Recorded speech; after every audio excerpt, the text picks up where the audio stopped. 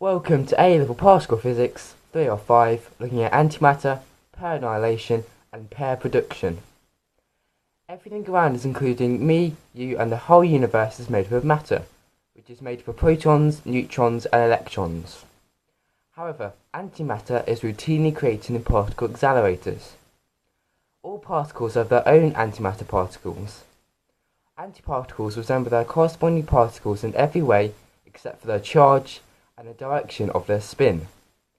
A good way of summing that up is to say antimatter has different quantum properties than matter. When an antiparticle meets its corresponding particle, the two annihilate each other, converting their mass to pure energy. This is shown by the most famous equation, E equals mc squared, developed by Albert Einstein. We will come on to that later in the video.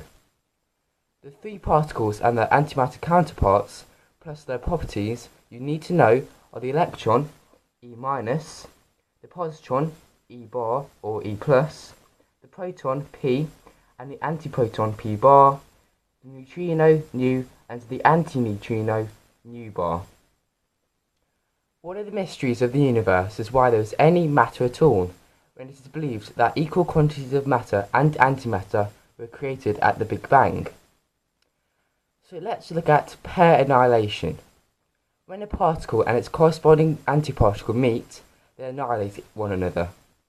These annihilations do not occur in a purely random way. However, they must obey three rules.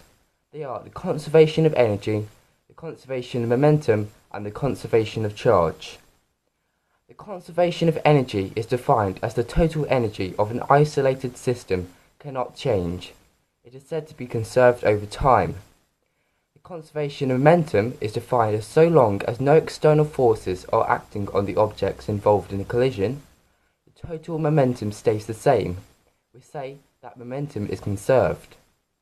And the conservation of charge is defined as the total electric charge of a system remains constant despite changes inside the system. So, for example, consider the annihilation of electron E- and its antiparticle, the positron E+. These are written as beta minus and beta plus in beta decays.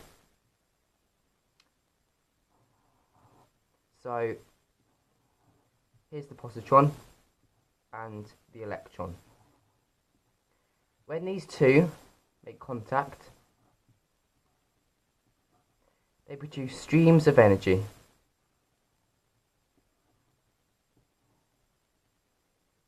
Okay? The combined mass is converted into pure energy in the form of photons. Okay? Two gamma ray photons are necessary to conserve momentum and charge. Since the charges cancel at the beginning, before the collision, there is no net charge at the end either. Pair production, on the other hand, is the reverse process. Of course, the possibility of two photons of the right energy meeting to produce an electron and positron pair is very unlikely. However, a single gamma ray photon can spontaneously produce such a pair as it passes close to a nucleus, which recoils and thus conserving energy and momentum. So, in the presence of a nucleus, okay, a gamma ray photon makes contact with the nucleus and produces an electron and positron pair. Alright? The only requirement is that the photon carries energy exactly equivalent to the combined rest masses of the electron and positron. If the incident photon has more energy than this, then the excess appears as kinetic energy of the electron and positron pair.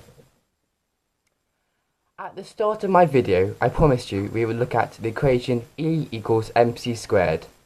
That is what we will cover now for our last section. The existence of antimatter came as a surprise to a lot of physicists. The strange idea, however, reveals a much more fundamental idea about our universe.